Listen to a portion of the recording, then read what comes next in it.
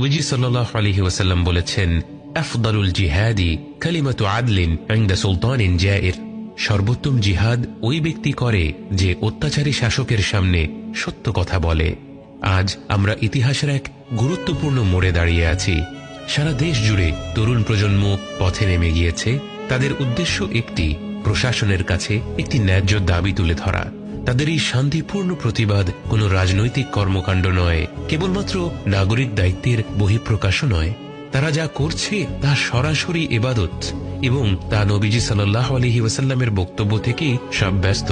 তিনি সাল্লাল্লাহু আলাইহি ওয়াসাল্লাম বলেছেন, যে ব্যক্তি শাসকের সামনে কালিমাতু আদল তুলে ধরে, কালিমা অর্থাৎ কথা এবং আদল অর্থাৎ ন্যায্য, ন্যায়সঙ্গত অর্থাৎ হক কথা, এই হক কথা বলাকে তিনি শুধুমাত্র জিহাদ বলেননি, বরং আফদালুল জিহাদ অর্থাৎ সর্বোত্তম জিহাদ বলেছেন।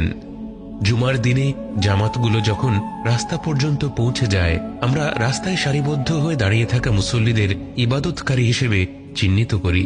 হজের দিনগুলোতে হাজিরা যখন আরাফাতের ময়দানে ভিড় করে দাঁড়িয়ে থাকে, আমরা তাদেরকেও ইবাদতকারী হিসেবে চিহ্নিত করি। আজ নিজেদের জানের মায়া ত্যাগ করে যে ভাই বোনেরা রাস্তায় নেমেছে, তাদেরকেও আমাদের ইবাদতকারী হিসেবে চিহ্নিত করা উচিত, এবং তাদের পাশে দাঁড়ানোর জন্য আমরা যার যার জায়গা থেকে যা করতে পারি একজন মুসলিম হিসেবে তাই করাটা আমাদের কর্তব্য। এই পাশে দাঁড়ানো বিভিন্ন রূপ নিতে পারে। হতে পারে কোনো এক বাবা তার সন্তানকে এই প্রতিবাদে অংশগ্রহণ করার জন্য উৎসাহ দেয়া, অথবা কোনো মা ছাত্রছাত্রীদের জন্য কিছু খাবার পাঠিয়ে দেয়া। হতে পারে অভিভাবকেরা তাদের সন্তানদের সাথেই পথে নেমে পড়া। আবার হতে পারে আহত তরুণ তরুণীদের জন্য নিজের ঘর খুলে দেওয়া, ডাক্তার ভাই বোনেরা বাড়তি সময় ধরে আহত ভাই বোনদের চিকিৎসা করা। আবার হতে পারে শহীদ আবু সাঈদের বাবা মায়ের মতো ধৈর্য ধারণ করা।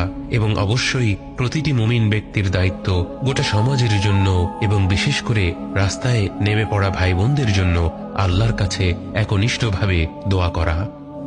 নবীজি সাল্লাল্লাহু আলাইহি ওয়াসাল্লামের নবুয়তের আগে হেলফুল ফুদুল নামে একটি সামাজিক সংগঠন প্রতিষ্ঠা করা হয়েছিল, যার মূল লক্ষ্য ছিল আরব সমাজের অন্যায় অনাচার বন্ধ করা, বিশেষ করে সমাজের এমন দুর্বল ব্যক্তিদের সহায়তা করা যারা সহজে ন্যায় বিচার পাওয়ার অবস্থায় ছিল না। বহু বছর পর নবুয়ত লাভের পরবর্তী সময়ে নবীজি সাল্লাল্লাহু আলাইহি ওয়াসাল্লাম একবার হেলফুল ফুদুল সম্পর্কে বলেছিলেন, আমাকে যদি ইসলামের যুগে এরকম কোনো কিছুতে অংশগ্রহণ করতে বলা হতো, আমি তাতে রাজি হয়ে যেতাম। এখান থেকে বোঝা যায় সামাজিক ন্যায়পরায়ণতাকে আমাদের দ্বীনে কতটা গুরুত্ব দেওয়া হয়। আরেকটি বিখ্যাত হাদিসে নবীজি সাল্লাল্লাহু আলাইহি ওয়াসাল্লাম বলেছেন, তোমাদের মধ্যে কেউ কোনো অন্যায় দেখলে সে তার হাত দ্বারা প্রতিহত করবে, যদি তা সম্ভব না হয় তবে মুখ দ্বারা প্রতিহত করবে, তাও যদি না করতে পারে তাহলে অন্তর দিয়ে তা ঘৃণা করবে।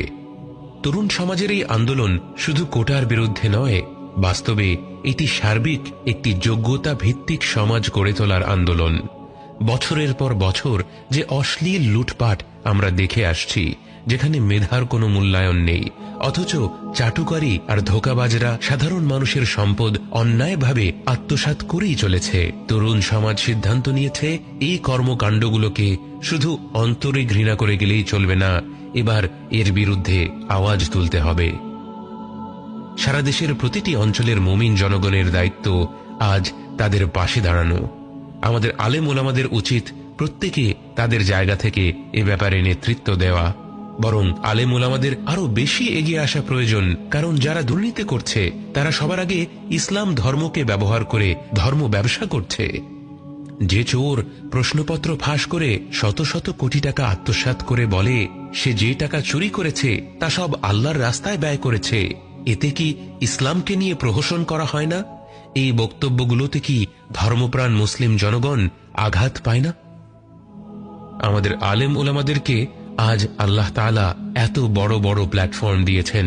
ইউটিউব এবং ফেসবুক জুড়ে ওয়াজ মাহফিলের ভিডিওর ছড়াছড়ি। আল্লাহ আপনাদেরকে এই প্ল্যাটফর্ম শুধু ভিউ গোনার জন্য দেননি, বরং এটি আল্লাহর তরফ থেকে একটি আমানত। এর সৎ ব্যবহার করা আমাদের কর্তব্য। দেশের এই ক্রান্তি লগ্নে আমরা কি মাযহাবের ভেদাভেদ নিয়ে পড়ে থাকব, নাকি সকল মুমিন ব্যক্তি এক হয়ে সমাজে কল্যাণ ও ন্যায়পরায়ণতা প্রতিষ্ঠায় একে অপরকে সহযোগিতা করব? আল্লাহ যেন আমাদের প্রত্যেক তরুণ ভাই বোনদের এই উদ্যোগ কবুল করে নেন এবং আমাদের প্রত্যেককে সক্রিয়ভাবে তাদের পাশে দাঁড়ানোর তৌফিক দান করেন। পরিশেষে সেই সকল ভাই বোনেরা যারা শান্তিপূর্ণভাবে এই আন্দোলনে অংশগ্রহণ করার কারণে তাদেরকে নির্মমভাবে হত্যা করা হয়েছে, আল্লাহ যেন তাদেরকে শহীদ হিসেবে কবুল করে নেন এবং তাদের পিতামাতাকে এবং পরিবার পরিজনদেরকে ধৈর্য ধারণের